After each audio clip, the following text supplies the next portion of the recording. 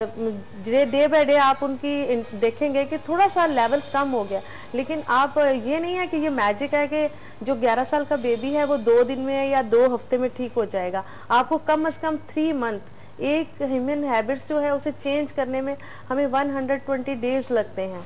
तब जब बार बार आप रिपीट करते हैं तो उसकी हैबिट जो होती है चेंज होती है। ठीक है, तो आपको बार बार ये एपिसोड करने हैं दोनों बच्चों के साथ। डॉक्टर आप बताइए। देखिए, इसमें एक बड़ी इंपॉर्टेंट पॉइंट जो है वो एक फैमिली सेटअप है। ठीक है, आपका फैमिली सेटअप इस तरह से होना चाहिए कि उसमें हरियप की गुंजाइश ज़्यादा ना रहे। सही, समझे ना।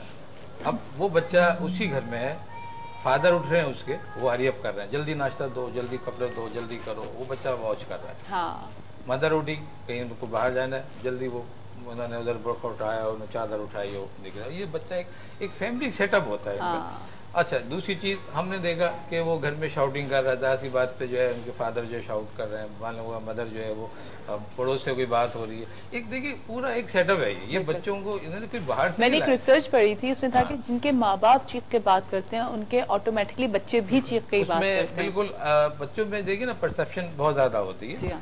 हम इन चीजों को हमें देखना चाहिए, लेकिन जब एक फैमिली सेटअप है कि उसमें ये कहा जा रहा है कि बेटा देखो 1 बजे आपका लंच टाइम है, 9 बजे आपका डिनर टाइम है, ये आपके पढ़ने के टाइम है, ये आपके उठने के टाइम है, ये सुबह जाने के टाइम है, इनमें कोई कंप्रोमाइज नहीं है। इनमें कोई कंप्रोमाइज नहीं। आप पहले उठ जाते हैं या देर से उठ जाते हैं, आपको इसको कोई कंप्रोमाइज नहीं होगा। तो मैं समझता हूँ कुछ ही देर में, कुछ ही अर्से में ये सब चीज़ें हो जाती हैं। दूसरी बात ये कि ये तो चलो एक फैमिली का स्टेटस हो गया, लेकिन जो हम जरा लो सोशो इकोनॉमिकल स्टेटस में जाते हैं तो ये बच्चे खेल कूद में ज़्यादा होते हैं। ये इनको खेल से आते हैं और उन्होंने विद इन 5 मिनट खाना भी खाना है, उन्होंने वापस दौड़ जाना है। तो इनको वो सेटअप हमें देखना है कि भाई ऐसा उसको कहेंगे बेटा आपका टाइम खत्म है खेल का, भले वो कोई भी कुछ भी हो, लेकिन आप उनको समझाना तो है बेटा खाने के बाद आपने इत्मीनान से खाना है, वरना फिर आपके साथ दूसरा रवैया होगा। बिल्कुल। तो अगर आप उनको थोड़ा सा बच्चों को आप प्रेशर देंगे तो बच्चे समझ जाते हैं कि बजाय इसके कि आई थिंक आप बच्चों से प्यार से बात करें तो बच्चे हर चीज को फौरन इजीली समझ जाते हैं। तीसरी बात इनकी ये थी कि बच्चे रोते बहुत है ना, बच्चे वो जिद करते हैं, तो ये मैं समझता हूँ उनका मेडिकल चेकअप होना चाहिए। ठीक है, अच्छा डॉक्टर साहब उनका बता दीजिए। एनीमिक बच्चे जो होते हैं वो अमूमन ऐसा करते हैं। अच्छा उनका भी बता दो, जो क्रॉलिंग वाला जो था, मैं चाह रही हूँ कि जल्द से उनको पता लग जाए। वो बच्चे का जो क्रॉलिंग का मसला था वो ऐसा कोई बड़ा प्रॉब्लम नहीं है, 11 महीने की उम्र नहीं होती है। अगर वो बच्चा स्टैंड खड़ा हो जाती है और थोड़ा सा चल के और फिर गिरते, कोई बात नहीं। 13-14 महीने की जो उम्र है वो बच्चों की बेहतर उम्र होती है, इसमें कोई ऐसा नहीं है। बच्चे कुछ वीक होते हैं वो भी ऐसे हो जाते हैं, समझे ना। एज डिफरेंट होती है, कई बच्चे 10 माह की उम्र में जो है कॉलिंग बेस्ट कर लेते हैं, कोई 13 माह की उम्र में बेस्ट कर लेते हैं। ये थोड़ा सा वेरिएशंस होती है। इससे कोई ताल्लुक नहीं। अगर कोई प्लस पॉइंट कोई और नजर आता है इनको, तो होल्डिंग में मसला है, स्पीकिंग में भी प्रॉब्लम है, मिजाज में कोई डिफरेंस है, तो फिर वो ठीक है। कॉलर भी है। अस्सलाम वालेकुम। अस्सलाम वालेकुम डॉक्टर साहब। अस्सलाम वालेकुम जी, कौन बात कर रहे हैं? मैं अहमदनगर से सरफराज मसीह बोल रहा हूँ सर। कहाँ से? अहमदनगर चट्ठा से सर। अहमदनगर चट्ठा से, अच्छा ठीक है जी, क्या बात करेंगे आप? डॉक्टर साहब मेरी बेटी जो है 4 माह से बीमार है, उसे बुखार हुआ था और बुखार के बाद डॉक्टर से झटके लगते थे काफी, और उसके बाद मैंने उन्हें चिल्ड्रन अस्पताल दाखिल रखा और उन्होंने डॉक्टर साहब ने जो मेडिसिन कही थी ना हमें सुबह को खिलाने के लिए, वो हमने लोगों की बातों से सुनकर बंद कर दी थी और दोबारा फिर हमने शुरू किया। तो अब डॉक्टर साहब बेटी जो है मेरी वो काफी बेहतर है, लेकिन वो बोल नहीं रही डॉक्टर साहब, ये हमारी प्रॉब्लम है कि बोल 4 महीने की बच्ची। हमने पूछना था कि वो बोलेगी या नहीं बोलेगी। बच्चे की एज 4 महीने जी, 4 माह से भी बोल नहीं रही डॉक्टर साहब। नहीं, बच्ची की एज क्या है? 13 साल डॉक्टर साहब बच्चे। ठीक है, 4 माह से नहीं बोल रही है जी, 4 माह से वो बोल नहीं रही, तो दोबारा मैं 1 माह हो गया है, उसने मेडिसिन शुरू कर दी है बेटी को दोबारा से डॉक्टर साहब के कहने को। बहुत इम्पोर्टेंट बात है। मैं अच्छा, और उसको क्या बुखार हुआ था जो आपने दवाएं दी थी? जी बुखार हुआ था, बुखार में ही बच्ची को झटके लगने शुरू हो गए थे। कितनी एज में? बहुत इम्पोर्टेंट बात है। उसके लिए हमने बच्ची को चिल्ड्रन अस्पताल लाहौर में दाखिल रखा था 13 दिन, और उसके बाद हमने मेडिसिन बकायदगी से शुरू की, लेकिन बेटी बोलना नहीं रही। तो आपने किसके कहने पे नहीं, आपने किसके कहने पे दवा जो है वो स्टॉप कर दी थी? तो डॉक्टर साहब जब उसे दौरे पड़े थे ना, तो उसकी जुबान और मुंह बिल्कुल बंद हो गया था। हम बड़ी मुश्किल से उसे ना थोड़ा सा दूध या मिल्क शेक पिलाते रहे बस। सही।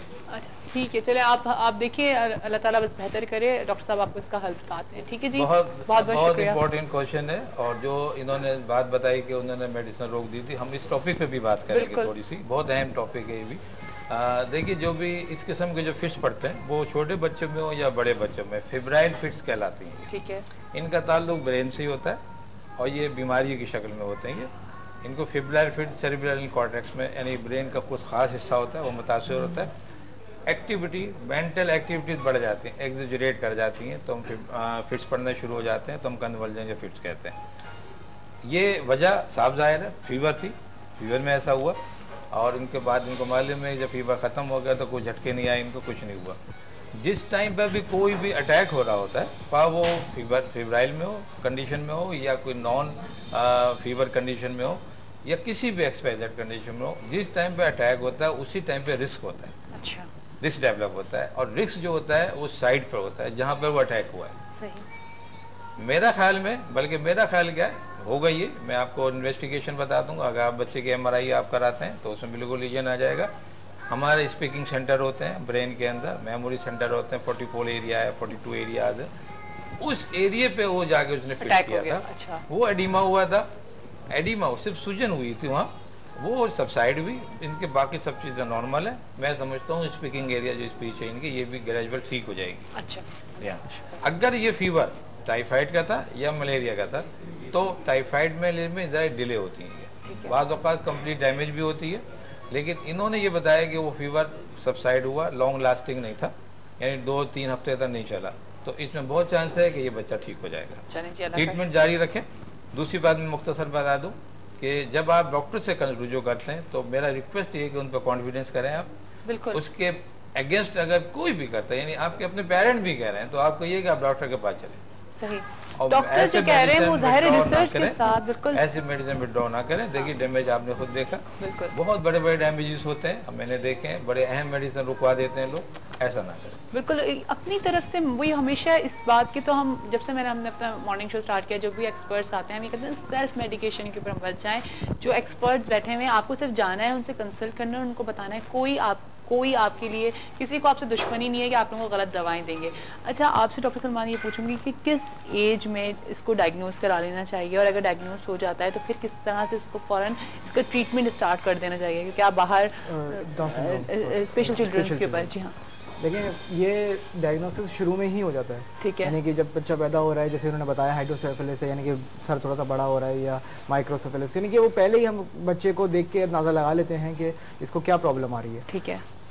صحیح کنڈیشن یہی ہے کہ ہم اسی وقت ڈاکٹر سے رجوع کریں, اچھی سپلیمنٹ کریں, اچھی گائیڈنس لے لیں.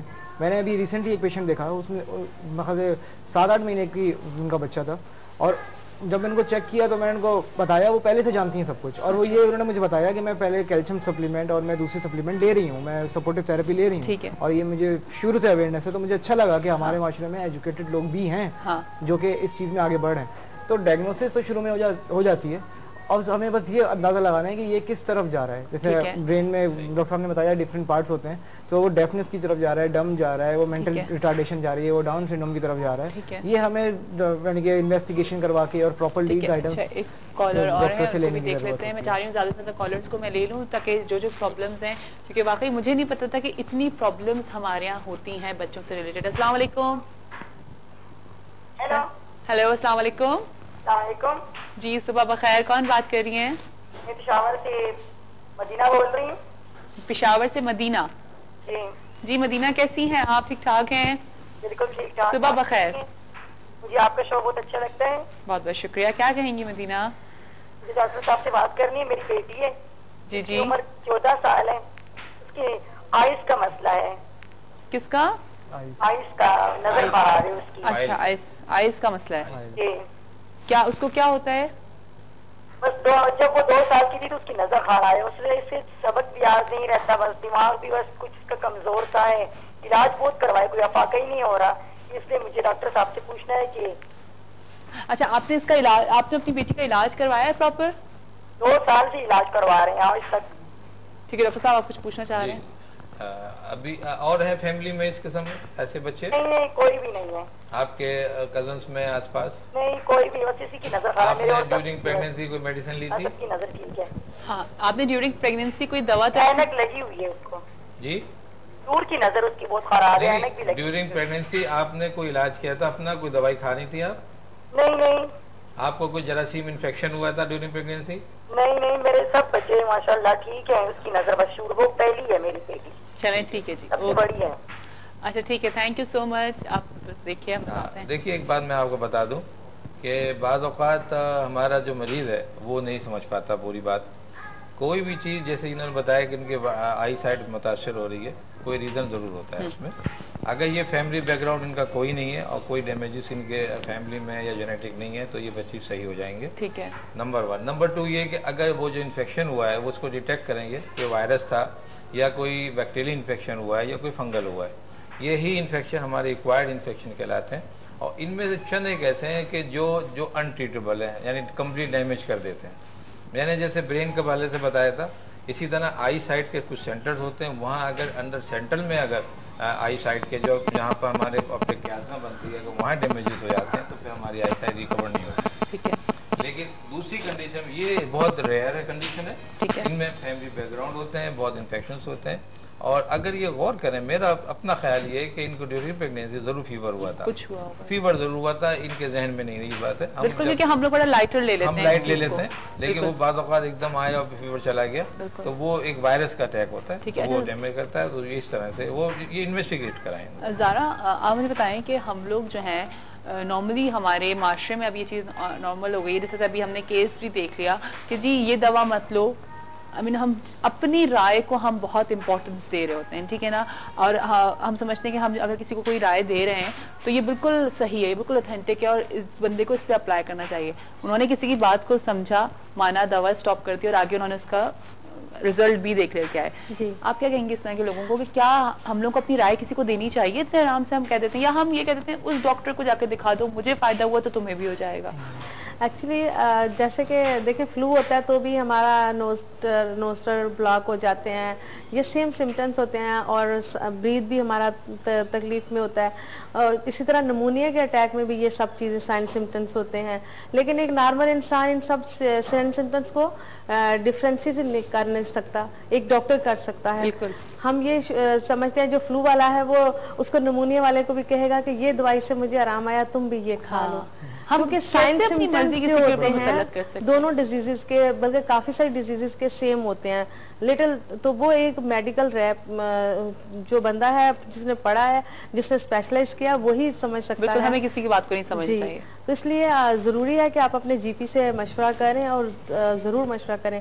जब तक आप अपने फिजिशियन से मशवरा नहीं करें, ना कोई मेडिसिन खाएं, हाँ तो थोड़ी बहुत पैनाडोल या एस्प्रिन आप ले लें तो कोई बात नहीं है। लेकिन जहाँ पे एंटीबायोटिक का काम आता है या वाइटामिन भी एक्सेस में लेने से भी आपको डिजीजेस हो सकती हैं। और नहीं, इसमें ये भी होता है किसी कोई आपको कहता है कि मैं वीक था, मैंने ये विटामिन खा लिए हैं और अब मैं बहुत एनर्जेटिक फील करता हूँ, लेकिन हो सकता है कि आपके पास कैल्शियम की डेफिशिएंसी थी, आपने कैल्शियम खाई और आप ठीक हो गए, लेकिन उसके पास कैल्शियम बैलेंस में है, और वो भी कैल्शियम का सप्लीमेंट जब लेगा तो उसके बोन्स में चेंजेस आनी शुरू हो जाएंगी।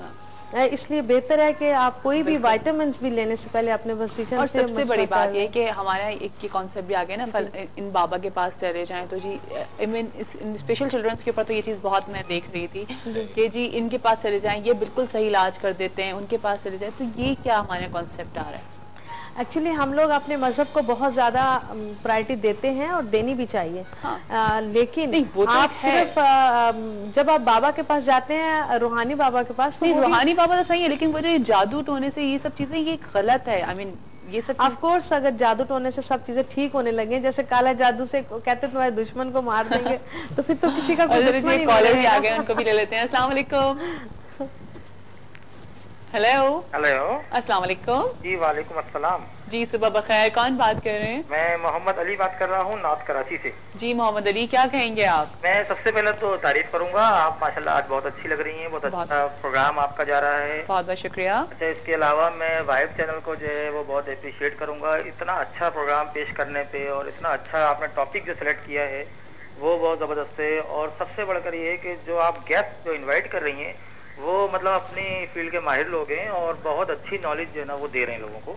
जी जी, बहुत बहुत शुक्रिया। कर रहे हैं वो तो अपनी जगह उनको जवाब मिल रहे हैं, लेकिन उनके जवाब में आम लोगों के लिए भी बहुत कुछ मिल रहा है उसके अंदर। बिल्कुल बिल्कुल। तो मैं आई मस्ट अप्रिशिएट कि आप लोगों की ये बहुत अच्छी एफर्ट है, टीम वर्क है आप लोग